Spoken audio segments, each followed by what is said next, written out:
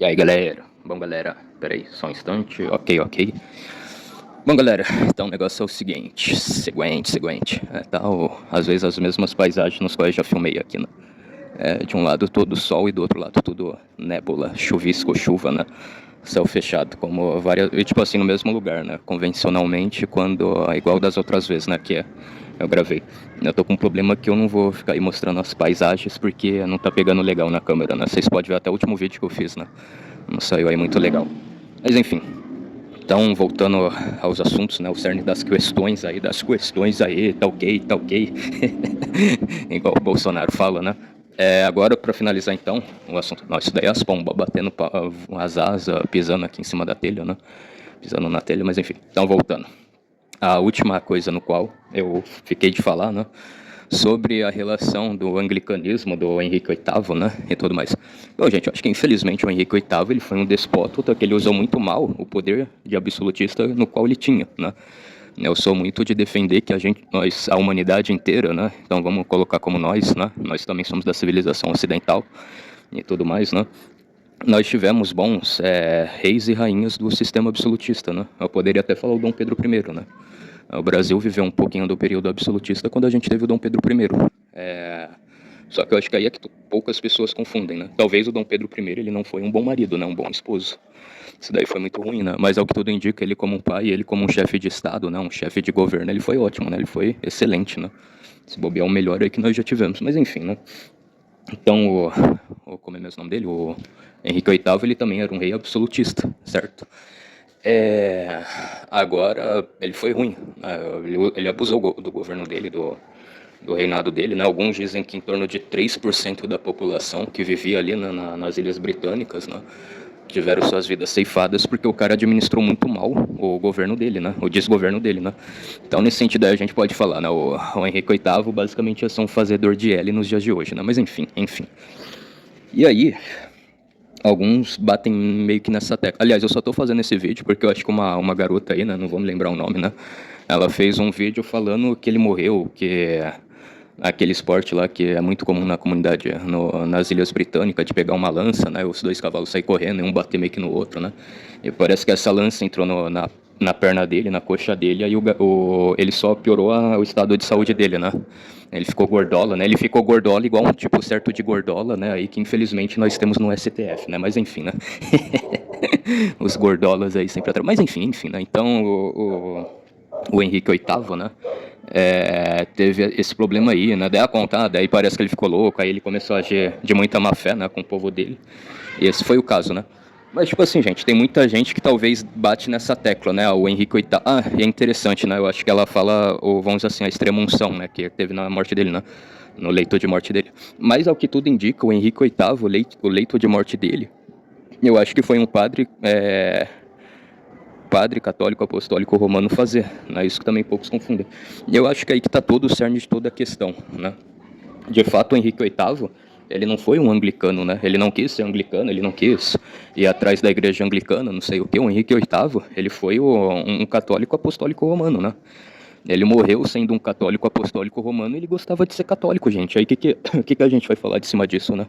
O cara não quer ir pro culto lá com os pastores dele, com os bispos episcopais deles, né? Ele quer ir pra igreja católica, ver a missa, falar com os padres. Ele morreu sendo católico, ele não morreu sendo anglicano, né? Ele não fez nenhuma grande reforma na igreja anglicana, né? Em todo o seu período de vida, né? Ele só fundou para que ele conseguisse o divórcio, né?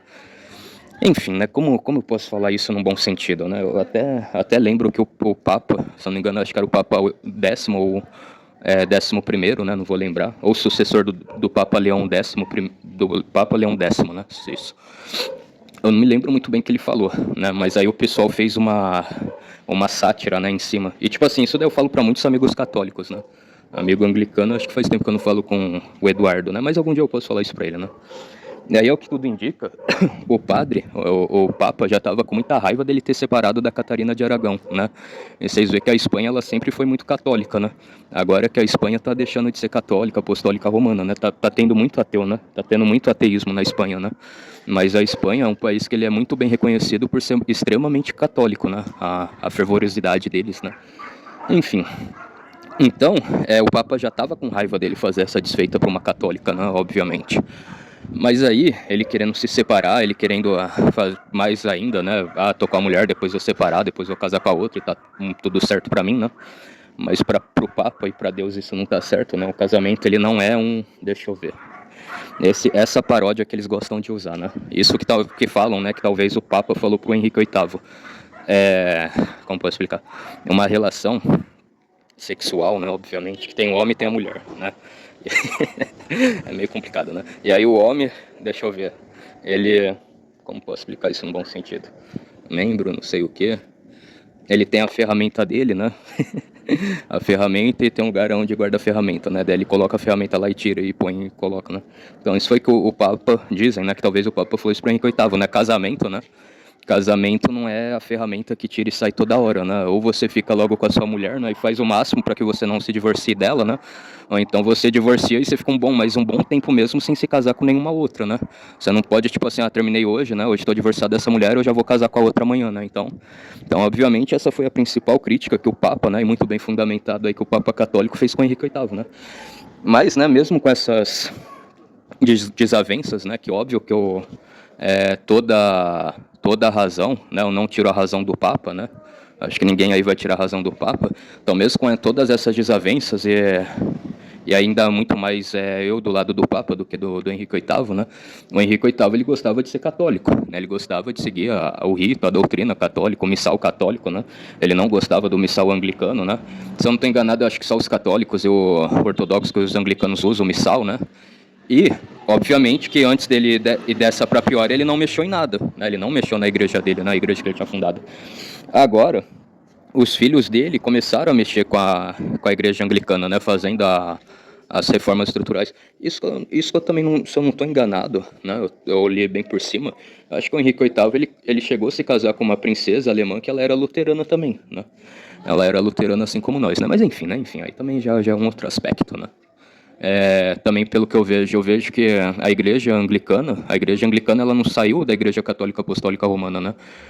A igreja anglicana ela saiu do luteranismo, né? Não é meio nebuloso essa parte, mas eu acho que o Henrique VIII ele assistiu alguns cultos luteranos, né? Ou mandou emissários dele, né? Para ver, e os emissários dele se basearam em algumas coisas da nossa igreja luterana para fundar deles que é a anglicana, né? A igreja anglicana, mas enfim, né?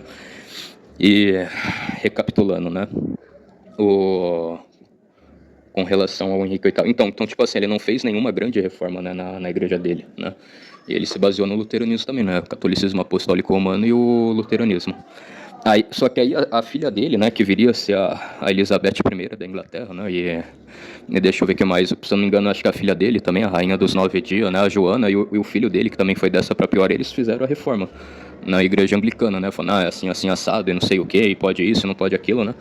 Só que também eu não sei, né? Eu acho que a filha dele, a Elizabeth, ela era talvez anticatólica, né?